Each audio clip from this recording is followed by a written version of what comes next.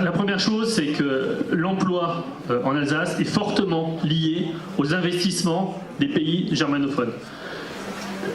Que ce soit au niveau de l'importation ou de l'exportation, notre région est liée à peu près à moitié à des pays germanophones. Lorsqu'on cherche un emploi en Alsace, il y a une annonce sur deux dans laquelle on demande la pratique de l'allemand. Donc c'est non seulement notre langue régionale, historique, mais c'est également notre avenir d'un point de vue économique.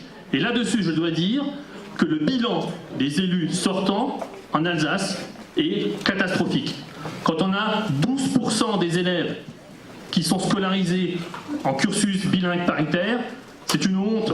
Je veux dire, quand cette convention a été signée avec l'éducation nationale, à l'époque, elle avait déjà été dénoncée comme minimaliste, comme une convention au rabais. Il nous reste peu de temps. Est-ce que vous pouvez nous dire ce que vous envisagez de faire? Oui, on va pas revenir toujours sur ce qui a été fait. Si vous permettez de m'exprimer. Dites-le, si vous êtes élu, vous faites quoi? Eh bien déjà, on va déjà regardez, on va déjà faire un petit bilan. Je veux dire, quand on a 12%... Mais oui, les propositions, elles sont très simples. Oui, il faut co-officialiser la langue régionale en Alsace et en Moselle. Oui, il faut ratifier la charte européenne des langues minoritaires que ni M. Masseray, ni M. Philippot, ni les Républicains ne veulent ratifier. Ça, c'est les propositions concrètes. Alors, ils sont où, là? Aujourd'hui, il y a plus de 60 000 frontaliers en Alsace. Et là où le chômage augmente le plus en Alsace, ce sont dans les zones frontalières. Pourquoi? Parce que les ménages modestes en particulier n'ont plus accès à l'enseignement bilingue, il n'y a plus cette transmission, et du coup, là on a le plein emploi à Bâle, qui a 4% de chômage, en face on a 13% de chômage. Et ça c'est inadmissible. Les mesures concrètes, c'est la généralisation de l'enseignement bilingue en Alsace. Et moi j'ai une crainte pour l'Alsace, c'est qu'elle devienne la Moselle.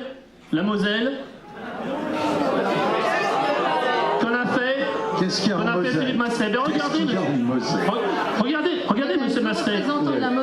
Quel est votre bilan en matière d'enseignement bilingue paritaire en Lorraine? Quel est votre bilan? J'ai fait le travail en partenariat. Alors je vais répondre. Il y a combien d'écoles, monsieur Masseray? Il y a combien d'écoles bilingues?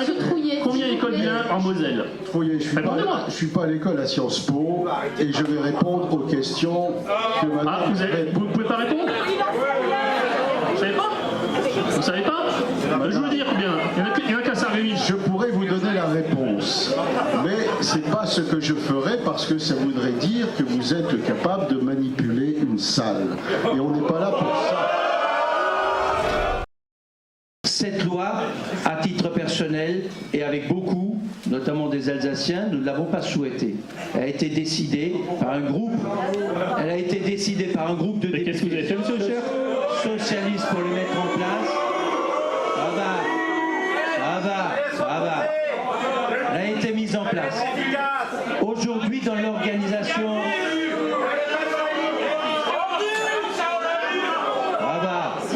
Ça va. Si la seule expression c'est la violence, ça va. Non, il y avait également 100 000 signatures, alors, monsieur Richard. On y vient dans un deuxième point.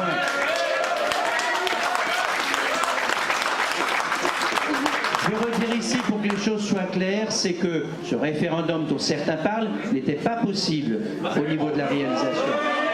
Évidemment qu'il était possible, monsieur Richard. Bien entendu. Il faut avoir du courage pour cela. Et ça ne sert à rien de crier, ça ne change rien sur le fond.